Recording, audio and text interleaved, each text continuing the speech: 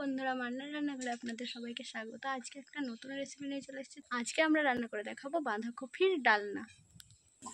বাঁধাকপি ডালনা করতে আমরা বাঁধাকপিগুলোকে সিদ্ধ করে নিয়েছি। বাঁধাকপি ডালনা রান্না করতে আমরা কড়াইটা বসিয়ে দিয়েছি গ্যাসে, তো তেল দিয়ে দেবো। তেলটা গরম হওয়া পর্যন্ত অপেক্ষা করব।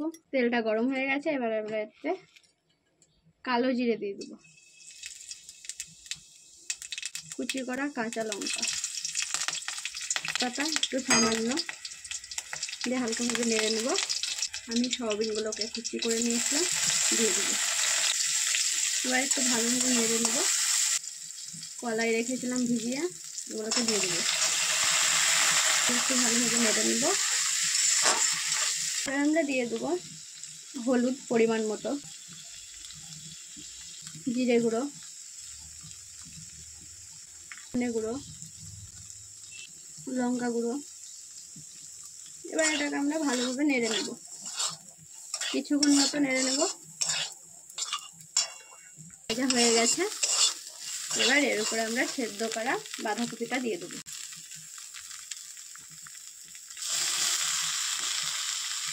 বাঁধাকপি আর আলু সেদ্ধ করে রেখেছিলাম, এটা দিয়ে দিলাম। ভালোভাবে নেড়ে নিলাম। দেখো, এবার এতে স্বাদ মতো লবণ দিয়ে দেবো।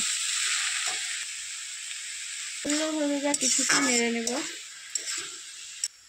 এবার আমরা চিনি দিয়ে দেবো।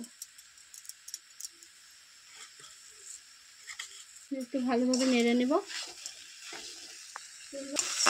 দেখো বন্ধুরা, আমাদের হয়ে গেছে প্রায়। এবার এবার এই বেসনটুকু দিয়ে দেবো, তো গুলে দেবো। এটা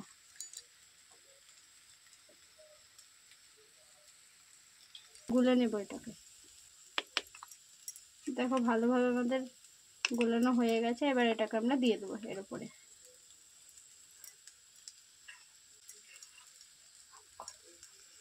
দেখো, আমরা বেসনটাকে দিয়ে দিয়েছি গুলে।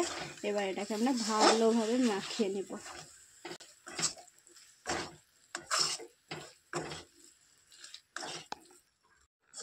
এটাকে এবার আমরা ভালোভাবে কিছুক্ষণ নেড়ে নেব, যতক্ষণ না একটা ডো তৈরি হয়ে যাচ্ছে, কড়াই থেকে ছেড়ে চলে আসবে, তখন এটা হয়ে যাবে। দেখো, আমাদের ডো হয়ে গেছে। এবার আমরা 1 চামচ মতো তেল দিয়ে দেবো। এটাকে একটু নেড়ে নেব এইভাবে। দেখো, আমাদের কড়াই থেকে এবার উঠে চলে আসছে। এবার এটাকে আমরা নামিয়ে নেব। আর একটুকুও কড়াইয়ে লাগছে না। আমি থালটাতে 2 ফোঁটা মতো তেল মাখিয়ে নিয়েছি। এবার আমি এটাকে তুলে নেব এইভাবে। দেখো, আমরা ভালোভাবে সেটটা দিয়ে দিয়েছি। এটা এবার কিছুক্ষণ ঠান্ডা হওয়া পর্যন্ত অপেক্ষা করব। নিরামিষ বাঁধাকপির ডালনা রান্না করতে আমরা যেটাই করেছি, এটাকে আমরা ভালোভাবে শেপ দিয়ে দেবো। এবার আমরা শেপ দিয়ে নিয়েছি। এবার এটাকে আমরা ভেজে নেব। চলুন, পরিমাণ মতো তেল দিয়েছি। এবার এটাকে আমরা ভেজে নেব।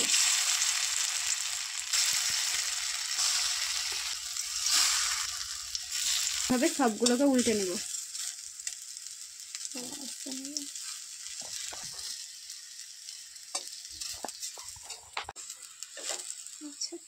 ভালোভাবে ভেজে নিলাম।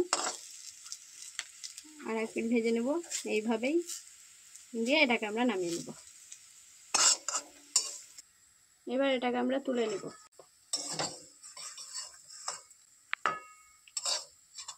সবগুলোকে তুলে নেব।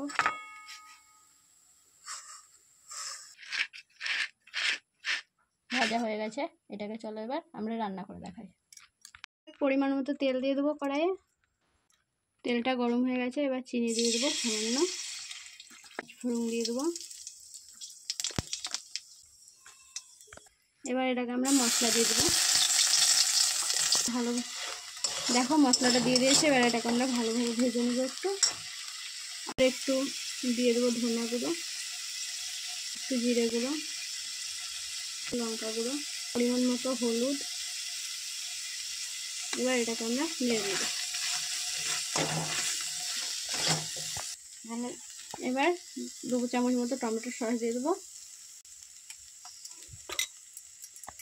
এবার মশলাটাকে ভালোভাবে আমরা নেড়ে নেব। দেখো আমাদের মশলাটা তেল ছেড়ে এসছে। এবার এটাতে আমরা পরিমাণ মতো জল দিয়ে দেবো।